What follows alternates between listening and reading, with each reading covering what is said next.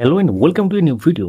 বাংলার যুবসাথী যে প্রকল্প, যে মাননীয় মুখ্যমন্ত্রী ঘোষণা করেছেন, তো সেই প্রকল্পের জন্য আপনারা জানেন গতকাল থেকে শুরু হয়েছে রেজিস্ট্রেশন অফলাইনে, এবং অনলাইনে কিভাবে করবেন সেটা নিয়ে আপনাদের প্রশ্ন ছিল। আমরা হাজির হয়েছি অনলাইনে স্টেপ বাই স্টেপ গাইড নিয়ে কিভাবে আপনারা অনলাইনে অ্যাপ্লিকেশন করবেন। তো শুরু করার আগে বলে রাখি, অবশ্যই আমাদের এই চ্যানেলটিকে সাবস্ক্রাইব করে রাখুন, যারা ফেসবুক থেকে দেখছেন পেজটিকে ফলো করে রাখুন। তো গতকাল অর্থাৎ প্রথম দিনে আপনারা দেখেছেন বিভিন্ন ক্যাম্পে ক্যাম্পে প্রচুর ভিড়, লম্বা লাইন। অনেকেই এটা রেজিস্ট্রেশন করতে গিয়ে বা লাইনে দাঁড়ানো ভয়ে বা ডিলে হবে বলে বাড়ি ফিরে এসেছেন, তারা করতেই পারেননি। তো তাদের জন্য সুখবর, এবং যারা অনলাইন প্রেফার করেন অফলাইনের থেকে তাদের জন্য সুখবর যে অনলাইন সিস্টেম কিন্তু চালু হয়ে গেল। আমরা আগেই বলেছিলাম অনলাইন চালু হবে, একটু ওয়েট করুন। তো আপনাদেরকে প্রথমে যেতে হবে apas.wb.gov.in। এপিএএস এর ফুল ফর্ম হচ্ছে আমাদের পাড়া আমাদের সমাধান। আমাদের পাড়া আমাদের সমাধান যে ওয়েবসাইট আছে অফিসিয়াল, সেখানে কিন্তু বাংলা যুবসাথী বলে একটা নতুন সেকশন অ্যাড করে দেওয়া হয়েছে, আপনারা স্ক্রিনে দেখতেই পাচ্ছেন। তো apas.wb.gov.in official website, government of West Bengal. এখানে গেলে বিভিন্ন রকম অপশন থাকবে। তার আগে বলি আপনার ক্যাম্প কীভাবে খুঁজবেন সেটা একটু দেখিয়ে দিই। নিচে দেখবেন ফাইন্ড ইউর ক্যাম্প বলে একটা অপশন আছে, এটাতে ক্লিক করলেই পুরো একদম এখানে সিলেক্ট করবেন ডিস্ট্রিক্ট, অ্যাসেম্বলি, কনস্টিটিউশন, তারপর ব্লক বা লোকাল বডি, তারপর কিন্তু চলে আসবে। তো এইভাবে কিন্তু করতে পারবেন। তো সেটা আমরা আগেই বলেছি, এবং এই বাংলা যুবসাথীতে অনলাইনে কীভাবে অ্যাপ্লাই করবেন সেটা আমাদের সোশ্যাল মিডিয়া পেজে আমরা হিন্ট দিয়েছিলাম। স্টেপ বাই স্টেপ এখন দেখতে চলেছেন। ভিডিওটি লাইক করে রাখুন, কাজে লাগবে। কোন জেলা থেকে ভিডিও দেখছেন এখন লিখুন কমেন্টে। তো এখানে অফিসিয়াল ওয়েবসাইট আসার পর বাংলা যুবসাথী যে জায়গাটা বা যে সেকশনটা সেটাতে ক্লিক করবেন। সেটাতে ক্লিক করলেই পরবর্তী পেজে চলে আসবেন, এবং এখানে দেখতে পাচ্ছেন বাম দিকে download system guide, apply online, check status. তো এগুলো সবই করা যাবে, কিন্তু তার আগে অনলাইন অ্যাপ্লিকেশন করার আগে যে ব্যাপারগুলো মাথায় রাখতে হবে বা যে ডকুমেন্টগুলো আপনার হাতের কাছে রাখতে হবে সেগুলো হচ্ছে, একদম সাইজ দেওয়া আছে, কী কী ডকুমেন্ট দেওয়া আছে।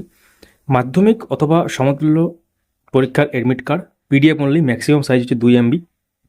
মাধ্যমিক বা সমতুল্য পরীক্ষার মার্কশিট বা সার্টিফিকেট, এডুকেশন কোয়ালিফিকেশনের পিডিএফ অনলি, ম্যাক্সিমাম 2 MB। সবগুলো কিন্তু ম্যাক্সিমাম 2 MB। আধার কার্ডের কপি বা আধার কার্ডের ফটো, একদম স্ক্যান বলতে পারেন, স্ক্যান কপি, সেটা কিন্তু পিডিএফ, সবগুলো কিন্তু পিডিএফ ফরম্যাটে লেখা আছে, এবং ম্যাক্সিমাম 2 MBর মধ্যে। ভোটার কার্ডের copy, PDF only, maximum 2 MB। First page of passbook অর্থাৎ ব্যাংকের পাসবুক, যে যে অ্যাকাউন্টে আপনার টাকা ঢুকবে সেই ব্যাংকে দেবেন, এবং সেটা অবশ্যই আধার এনাবল থাকতে হবে বা আধার কার্ড সাথে সাথে অ্যাড থাকতে হবে অবশ্যই। সেটা অলরেডি আগে বলেছি কী কী ডকুমেন্ট লাগবে সেই ভিডিওতে। তো এখানে দেখতেই পাচ্ছেন, তাহলে পাসবুক হয়ে গেল, ম্যাক্সিমাম 2 MB, পিডিএফ অনলি প্রথম কথা। এগুলো সবগুলো ছবি তুলে যে কোনো পিডিএফ স্ক্যানার দিয়ে আপনারা স্ক্যান করে রাখতে পারেন। কীভাবে স্ক্যান করবেন যদি না বুঝতে পারেন কমেন্ট করবেন, আমরা বলে দেবো। বা সেটা নিয়ে যদি ভিডিও চান কীভাবে স্ক্যান করতে হবে ডকুমেন্ট, আমরা আলাদা ডেডিকেটেড ভিডিও তৈরি করবো, যেটা অন্যান্য পরীক্ষার ক্ষেত্রেও আপনাদের কাজে লাগবে, শুধুমাত্র এইটার জন্য না, এইটাই ফর্ম ফিল আপ বা এইটার রেজিস্ট্রেশনের জন্য না।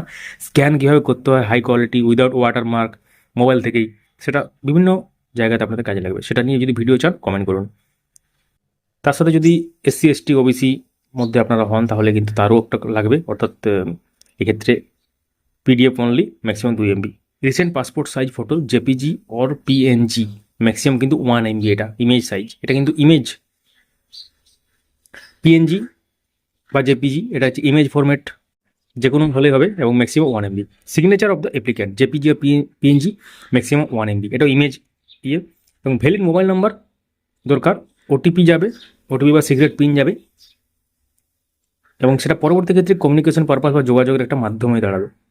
তাহলে আপনার একদম নিজস্ব মোবাইল নাম্বার দেবেন, যেটা সচল আছে একদম। এমন কোনো মোবাইল নাম্বার দেবেন না যেটাতে রিচার্জ নেই বা ওটিপি আসতে সমস্যা হবে বা পরবর্তী ক্ষেত্রে সেটা থাকবে না আপনার কাছে, এমনটা দেবেন না। আপনি যেটা ইউজ করেন অ্যাক্টিভ মোবাইল নাম্বার, সেটা অবশ্যই দেবেন। তো এরপর চলে আসি কীভাবে অ্যাপ্লাই করবেন। দেখুন বাম দিকে 3টি অপশান আছে, তার মধ্যে মাঝখানে একটি অপশান আছে অ্যাপ্লাই অনলাইন। অ্যাপ্লাই অনলাইনে ক্লিক করলে কিন্তু মোবাইল নাম্বার দিয়ে প্রথমে ওটিপি আসবে, তারপর কিন্তু অ্যাপ্লাই করাবে। চলুন দেখে নেওয়া যাক পরপর সিস্টেম। তো অ্যাপ্লাই অনলাইনে ক্লিক করলাম। এখানে দেখতে পাচ্ছেন যে অ্যাপ্লিক্যান্ট লগ ইন বলে একটা জায়গা আসছে, এন্টার ইউর মোবাইল নাম্বার আছে, এবং নিচে ক্যাপচা আছে, এবং গেট ওটিপি সিক্রেট পিন। এই জায়গাতে কিন্তু আপনাদেরকে প্রথমে ওটিপি এন্টার করতে হবে, ওটিপি দিয়ে তারপর মেন ডিটেলস দেওয়ার জায়গাতে যেতে হবে। চলুন পরপর দেখে নেওয়া যাক। তো মোবাইল নাম্বার এবং তার সাথে তারপরে ওটিপি দেওয়ার পর ভেরিফাই পিন করার পর এরকম ধরনের ইন্টারফেস কিন্তু আসবে, সাকসেসফুল লগ ইন হবে, মানে এই পোর্টালে আপনার নাম্বারটা নথিভুক্ত হয়ে গেল। আগের থেকে পোর্টালে থাকলেও কিন্তু অসুবিধা নেই নম্বরটা, এক্ষেত্রে যাদের নেই সেটাও কিন্তু এর সাথে অ্যাড হয়ে যাচ্ছে। তো এরকম ধরনের অ্যাপ্লিকেশান ফর্ম কিন্তু আসবে। তো কিছু ডিটেলস আমরা হাইড করে দিয়েছি। তো এখানে দেখতে পাচ্ছেন যে যে ডিটেলসগুলো দিতে হবে, mobile number used for the application, এটা কিন্তু রিড অনলি থাকবে যেহেতু ওটা দিয়ে আপনারা লগ ইন করেছেন, এবং আধার নম্বর দেবেন। তারপর এখানে কি দেবেন, বেনিফিশিয়ারি নেম, মানে যিনি সুবিধাটা ভোগ করবেন, যার জন্য অ্যাপ্লাই করা হচ্ছে তার এখানে নাম থাকবে, এখানে নাম লিখবেন। তারপরে mobile number link with bank account, bank অ্যাকাউন্টের সাথে লিঙ্ক করা যে মোবাইল নাম্বার, যদি আপনার একই মোবাইল নাম্বার হয় তাহলে সেটাই দেবেন, সেটা দেবেন। এবং ইমেল আইডি যদি থাকে তাহলে ইমেল আইডি দেবেন। আমরা রেকমেন্ড করবো ইমেল আইডি আপনার দেবেন। জেন্ডার সিলেক্ট করবেন, তারপর এখানে নিচে ডেট অফ বার্থ। তো ডেট অফ বার্থ এক্ষেত্রে 1/4/2026 অনুসারে এক্ষেত্রে ধরা হবে। তো এখানে ডেট অফ বার্থ কিন্তু 21 থেকে 40 বছর হতে হবে।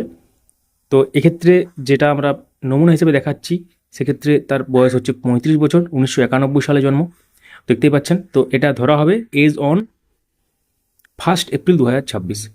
21 থেকে 40 বছরের যুবক যুবতীরা কিন্তু এটা সুবিধাটা পাবেন। অন্যান্য সরকারি স্কিমে যদি নাম না থাকে, অনেকে অ্যাপ্লাই করছেন, পরবর্তীতে রিজেক্ট হতে পারে। এডুকেশনাল যে স্কিমগুলো আছে সেগুলো বাদ দিয়ে অন্যান্য সরকারি স্কিমে যদি নাম থাকে তাহলে কিন্তু এটা অ্যাপ্লিকেবল নয়। কিন্তু অনেকে অ্যাপ্লাই করবেন, পরবর্তী ক্ষেত্রে ভেরিফিকেশন হয়তো বাদ যাবেন। অ্যাপ্লিকেশন করতে তো কোনো বাধা নেই, হয়তো হয়ে যাবে। যারা অফলাইনে করছিলেন যারা অফলাইন করছিলেন তাদের ক্ষেত্রে যে দুয়ারে সরকার যে রেজিস্ট্রেশন নম্বর এটা লাগছিল, বা সেটা তারা দিচ্ছিলেন, দুয়ারে সরকার যারা ছিলেন ওখানে। তো এক্ষেত্রে কিন্তু এভাবে লাগছে না, হয়তো মোবাইল নাম্বার দিয়ে পরবর্তী ক্ষেত্রে ক্যাচ করা হবে, বা কিছু একটা তো ব্যাপার হবেই, আধার কার্ড দিয়ে করা হবে বা কিছু দিয়ে, যেটা পরবর্তীতে ধরা যাবে যে অন্যান্য স্কিমে নাম আছে কিনা। তো যাই হোক, সেটা নিয়ে অন্য ভিডিওতে ডেডিকেটেড ভিডিও আমরা অ্যাকচুয়ালি নিয়ে আসার চেষ্টা করব। তো এখানে দেখতে পাচ্ছেন father's name, mother's name, spouse name, এবং ক্যাটাগরি ক্ষেত্রে এখানে ক্যাটাগরি দিতে হবে।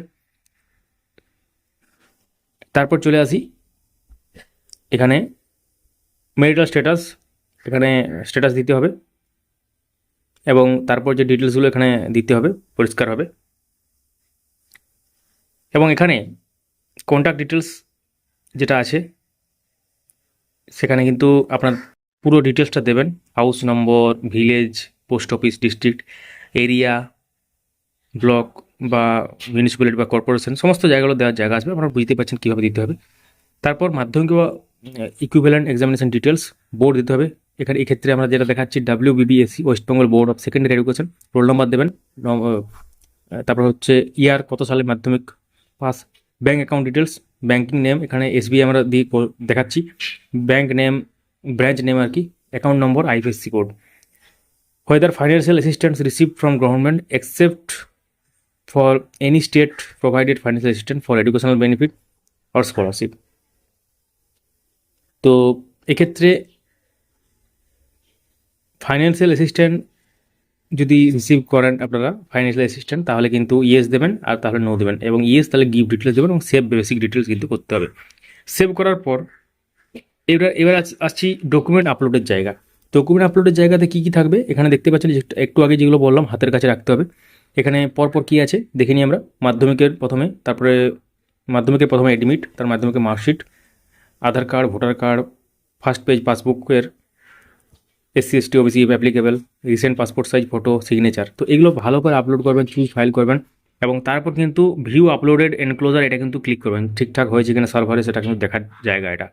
প্রথমে চুজ ফাইল করবেন, নির্দিষ্ট লোকেশন খুলবে, কম্পিউটার হোক আর মোবাইল হোক, ফাইল ম্যানেজার টাইপের খুলবে। তো সেখান থেকে আপনারা যেখানে রেখেছেন আমরা রেকমেন্ড করবো এই সব ফাইলগুলো একটা ফোল্ডার করে নেবেন, সেটা মোবাইল হোক আর কম্পিউটার হোক, সেই ফোল্ডারের মধ্যে সমস্ত সাইজে করে রাখবেন।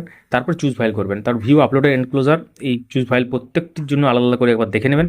তারপর সেভ ডকুমেন্টস, নিচে যে অপশান আছে লাল কালারের সেভ ডকুমেন্টস, এটার উপর ক্লিক করবেন। ক্লিক করলে এখানে একটা ডিক্লারেশন আসবে, অ্যাপ্লিকেশন ফর্ম ফর বাংলা যুব সাথী স্কিম। তো ডিক্লারেশনটা এটা টিক দিতে হবে, পড়বেন এগুলো, 1 থেকে 4 নম্বর পয়েন্ট দেওয়া আছে। তারপর ফাইনাল সাবমিট, লাল কালারের উপর সাদা লেখা ফাইনাল সাবমিট করবেন। ফাইনাল সাবমিশন করার পর এখানে application form has been submitted successfully লেখা আসবে, অ্যাপ্লিকেশন ID দিয়ে দেবে। তারপর এখানে অ্যাপ্লিকেশন ফর্মটাকে ডাউনলোড করতেও পারবেন, ডান দিকে যে ব্লু কালারের উপর সাদা লেখা অ্যাপ্লিকেশন ফর্মটা কিন্তু ডাউনলোড করতে পারবেন, ফিল আপ করা আর কি। তো এইভাবে ডাউনলোড করে রাখবেন ফিউচার রেফারেন্সের জন্য। তো এইভাবে কিন্তু আপনারা ফর্মটা ফিল আপ করবেন। তো স্টেপ বাই স্টেপ আপনাদের উদ্দেশ্যে সম্পূর্ণ ব্যাপারটা অনলাইনে দেখানো হলো। তো কোনো অসুবিধা থাকলে কমেন্ট করুন এবং ভিডিওটি লাইক করুন, সবার সাথে শেয়ার করুন। কমেন্টে জানাবেন যে আপনি স্টুডেন্ট না এক্ষেত্রে এই মুহূর্তে কোনো কিছু করেননি, বা এই যে স্কিমটা দেওয়া হয়েছে এটা নিয়ে আপনার মন্তব্য কি? কোন জেলা থেকে ভিডিও দেখছেন? Thank you so much for watching.